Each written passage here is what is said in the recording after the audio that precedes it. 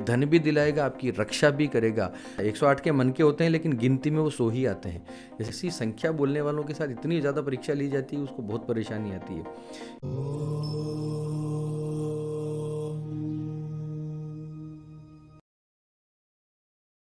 अमोघ शक्ति देखने वाले सभी दर्शकों को पंडित अखिलेश चौधरी जी का प्रणाम, नमन।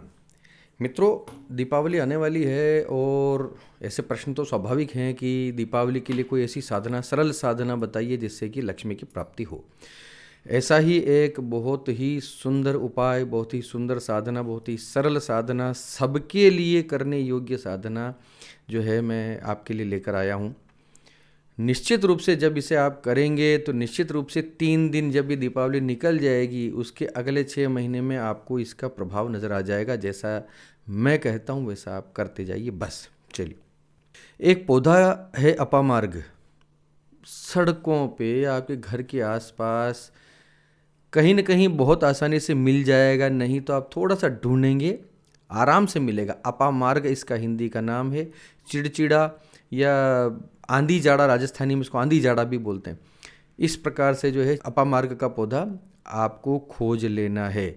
धनतेरस से ठीक पहले जो द्वादशी आती है, जो बारस आती है, द्वादशी के दिन शाम को आपको उस अपामार्ग को थोड़े से पीले चावल लेकर जाने हैं। हल्दी में रंगे हुए चावल हो या पीले कलर में रंगे हुए चावल हो, मीठे कलर में जो खाने का रंग होता है उसमें थोड़े से चावल लेकर आप वहाँ जाइए। एक धूप बत्ती लेकर जाइए, एक दीपक लेकर जाइए और उस अपामार्ग के पौधे के पास संध्या समय जाना है। द्वादशी के दिन, धनतेरस से ठीक पहले वाली द्वादशी के दिन संध्या समय जाना है, चुपचाप जाना है।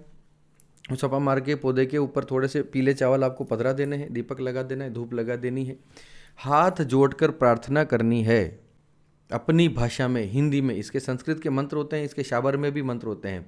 किसी चक्कर में पढ़ने की ज़रूरत नहीं है, बिल्कुल अपनी भाषा में उनको प्रार्थना कीजिए कि हे वृक्ष देवता, हे वनस्पति देवता, मैं आपको अपने कार्य के लिए कल सुबह प्रातःकाल ले जाना चाहता हूँ और आपकी पूजा करके रखना चाहता हूँ, ताकि आप मुझे उतना धन प्रदान करें जितना मुझे चाहिए, या मेरे घर में सुख समृद्धि बनी रहे, धन बना रहे, बरकत बनी रहे, मेरे कर्ज निवारण हो, मेरे ऋणों का निवारण हो।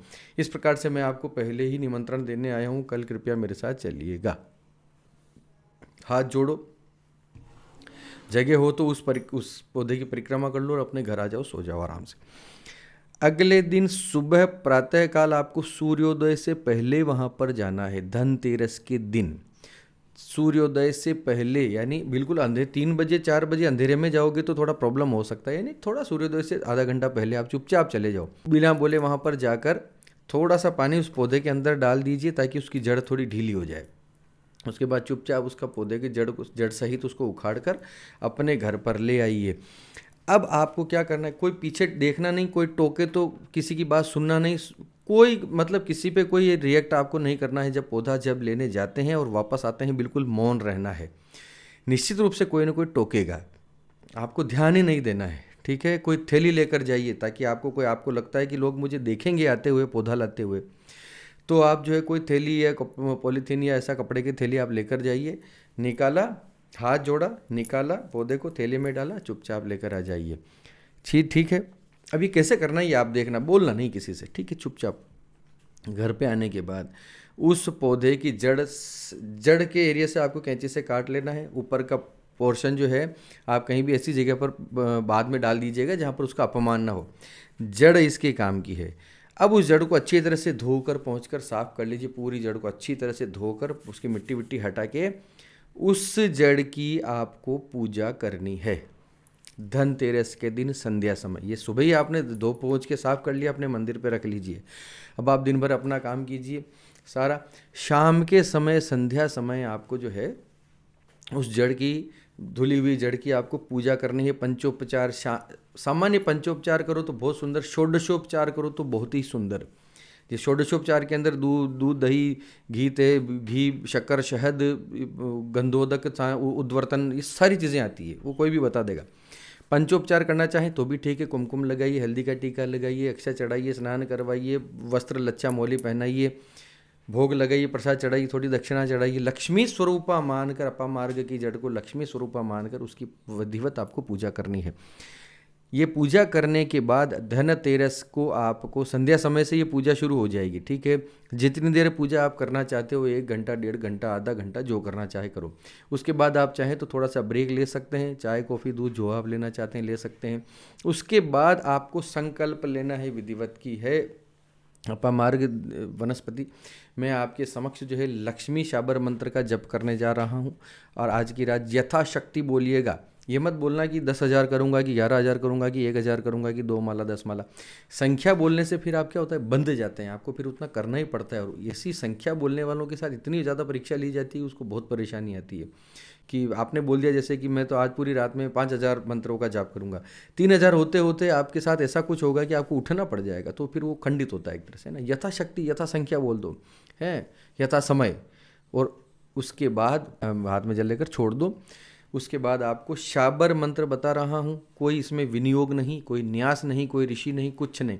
सिंपल माला लीजिए, स्फटिक की माला, रुद्राक्ष की माला, कमलगट्टे की माला, पीले रंग का आसन हो और गोमुखी हो, और अपना मंत्र जो है आप शुरू कर दीजिए। घी का दीपक तो आपको लगाना ही है ना, ये तो बेसिक बात है। शुरुआत में घी का दीपक तो होना ही चाहिए सामने। अब आपको सपा मार्ग की जड़ के सामने आपको मंत्र जपना शुरू कर देना है। मंत्र जप के अंदर ये भी देखो बताना पड़ता है, मैं कितनी बार बता चुका हूँ। मंत्र जप में ये दोनों अंगुलियाँ जो है ये यूज़ नहीं की जाती, सिर्फ ये 3 अंगुलियाँ यूज़ की होती है हमेशा। इस अंगुली पे माला पड़ी रहती है, ये अंगुली से इससे और इससे जो है इससे माला जपी जाती है। इससे मन का खिसकता है, इससे अंगूठे से पीछे खींचा जाता है, इससे खिसकता है, इससे खींचा जाता है। ये तरीका है, ठीक है। ये दोनों उंगलियां यूज़ नहीं होती। तो इस प्रकार आप इस उपरोक्त मंत्र की जो भी मैं आपको बता रहा हूँ यहाँ पर लिख कर बता दूंगा, डिस्क्रिप्शन में डाल दूंगा। उस मंत्र का जाप करते हुए आपको निरंतर पूरी रात अगर आप कर सकें तो बहुत सुंदर, जितना ज़्यादा आप जाप कर सकें बहुत सुंदर। मैं तो कहता हूँ कि हिम्मत है ताकत तो लगाओ जोर, पूरी ताकत से पूरी रात बैठ कर करो। बीच बीच में पिछली बार भी मेरे पास धनदा यक्षिणी वाले प्रयोग में भी ये प्रश्न आया था कि जी आपने कहा कि एक ही आसन पर बैठकर पूरी रात करना है, ऐसा नहीं है। बीच में आप उठ सकते हो, ठीक है, आपकी क्षमता के अनुसार। बीच में लघु शंका भी हो सकती है, कोई प्राकृतिक आपदा भी हो सकती है, कुछ भी हो सकता है ना, तो आपको बीच में उठना पड़ सकता है। आप उठ सकते हैं, चाय पी सकते हैं, रात को नींद के झोंके आ सकते हैं, आप चाय पी लीजिए कुल्ला करके, जो है आप वापस प्राणायाम करके और वापस बैठ जाइए, वापस शुद्धिकरण आचमन करके वापस बैठ जाइए, फिर से शुरू कर दीजिए। लेकिन जितना संख्या का आप जाप कर रहे हैं वो आपको पता होना चाहिए कि आपने कितना जाप किया। वो संख्या आपको पता होनी चाहिए कि मैंने इतने 1000 जाप कर लिए। एक माला मतलब उसको 100 ही गिना जाता है, 108 नहीं गिना जाता है ना। 108 के मन के होते हैं, लेकिन गिनती में वो 100 ही आते हैं। जैसे 11 माला किया, ठीक है, तो आप वो 1100 मंत्र हो गए, है ना। इस प्रकार से आपको संख्या का अनुमान भी आपको पूरा सही उसका जो है गणना आपको उसकी रखनी है। पूरी रात जप सकते हैं तो प्लीज़ पूरी रात जपिएगा, हिम्मत रखिए, थोड़ी सी एक रात मिलती है। इसको और एक्सटेंड करना चाहते हैं और बड़ा कुछ करना चाहते हैं तो रूप नरक चतुर्दशी और दीपावली तक पूरा कीजिए। दीपावली की तो पूरी रात जो है इसी प्रकार से सारा सेटअप वही रहेगा। वो अपामार्ग की जड़ वहाँ से हिलेगी नहीं, वो वहीं रहेगी मंदिर में आपके। 3 दिनों तक वहीं रखिए। दीपावली की पूरी रात, चतुर्दशी की पूरी रात, 3 पूरी रातें। देखो हिम्मत है तो कर लेना, नहीं हो तो कोई बात नहीं। धनतेरस की पूरी रात कर लो, चतुर्दशी की पूरा दिन सो, पूरी रात सो, संध्या समय 1 घंटा भर कर लो, थोड़ा सा जितना हो सके। नरक चतुर्दशी को भी फिर आप 1-2 घंटा जाप करके पूरी रात सो जाओ। उसके बाद दीपावली को थोड़ा सा हिम्मत रख के, और दीपावली को भी जितना हो सकता है। देखो इस पे निश्चित रूप से इतना समझाने के बाद भी मेरे पास प्रश्न आएंगे कमेंट्स में। मैं फिर बता रहा हूँ महाराज, जितना आप जाप कर सको उतना ही करो। 1 घंटा, 2 घंटा, 3 घंटा, पूरी रात, जितना आपसे हो सके। इसका कोई नियम नहीं है। यथा संख्या, यथा संख्या, यथा क्षमता, यथा जो है आपकी हैसियत के अनुसार आप कर लो, ठीक है। इस मंत्र का जाप आपको करना है। जितना अधिक करोगे उतना अधिक लाभ मिलेगा। अपने शरीर को दुख देखिए, और किसी को कोई प्रॉब्लम हो, कोई फिजिकल प्रॉब्लम हो किसी को, और वो लेके बैठ जाए पूरी रात। किसी को नींद का प्रॉब्लम, वो लेके बैठ जाए और मेरे कमेंट में आके मुझे गाली बकने लग जाओ कि जी हमें तो ये दिक्कत है, हम कैसे करें। ना करो भैया, जिससे नहीं हो सकता है मत करो। जितना हो सकता है 1 माला, 2 माला, 3 माला, 5 माला वहाँ 3 दिन के लिए कर लो, ठीक है। चलो, जिसकी जितनी श्रद्धा। दीपावली के अंतिम दिन जो है आपने अब तक तीनों दिन जितने जप किए, संख्या सारी आपको पता है, उतनी संख्या के जप का अर्पण आप उस अपामार्ग की जड़ के ऊपर कर दीजिए कि हे वनस्पति देवता, मैं अमुक गोत्र का जो है, जो भी मैं व्यक्ति हूँ, मैंने इतना संकल्प लिया था और मैंने इतना जप आपके लिए श्री लक्ष्मी जी प्राप्त करने के लिए मैंने किया, और ये मैं आपको ही अर्पण करता हूँ, इसको स्वीकार करो और मेरे घर में धन संपदा भंडार भरो, लक्ष्मी भरो। ठीक है। इसके बाद आपको जो है क्षमा याचना करनी है, मुझसे गलती हो गई हो तो उसके लिए मुझे क्षमा करें। उसके बाद आपकी अगर परिक्रमा करने की जगह है उस मंदिर के आसपास, घर के मंदिर में, तो उसकी पूरी परिक्रमा कर लीजिए, नहीं तो अपनी जगह पर ही राउंड काट लीजिए, यानी कहानी जब आमानी जन्मांतर कृतानि चता, है ना। इस प्रकार से जो है उसकी वहीं अपनी जगह पर खड़े होकर परिक्रमा कर लीजिए, माथा टेक लीजिए और उसके बाद आप सो जाइए। जब आपको नींद आए दीपावली की रात, पूरी रात जग सकते हैं तो ठीक है। अब ये सारा होने के बाद अगले दिन जो है आप उस जड़ को अब या तो अपने पूजा घर में ही रहने दीजिए लाल कपड़े में बांध के, या फिर अपनी तिजोरी में रख लीजिए लाल कपड़े में बांध के, या फिर उसको तिजोरी में रख लीजिए, उसका छोटा सा टुकड़ा जो है किसी ताबीज़ में भर के अपने गले में बांध लीजिए। ये धन भी दिलाएगा, आपकी रक्षा भी करेगा। अपामार्ग बहुत चमत्कारी जो है औषधि है, बहुत चमत्कारी वनस्पति है, तंत्र में इसका बहुत वृहद रूप से उल्लेख है, वृहद रूप से इसके टोटके बताए गए, इसके टोने टोटके बताए गए हैं। अब आप सोच रहे होंगे जी मैंने मंत्र तो बताया नहीं, मंत्र मैंने लिख के बता दिया, डिस्क्रिप्शन में बता दिया, फिर भी अब अंत में आप अगर उसका प्रोनाउंसिएशन सुनना चाहते हो तो मैं एक बार आपको बोलकर सुना देता हूँ। ओम ह्रीं श्रीं क्रीं श्रीं कुबेराय अष्टलक्ष्मी मम गृहे धनम पूरय पूरय नमः। फिर से सुनिए।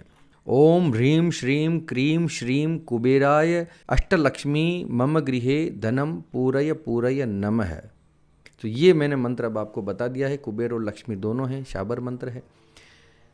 लाभ उठाइए, आनंद कीजिए, आपका त्यौहार बहुत आनंददायक रहे। मेरी प्रार्थना है ईश्वर से कि दीपावली आपके लिए बहुत खुशियाँ लेकर आए। इसी के साथ आप सबके मंगल की कामना करता हुआ मैं पंडित अखिलेश ओदिच आपसे विदा लेता हूँ। धन्यवाद। सर्वे भवन्तु सुखिनः।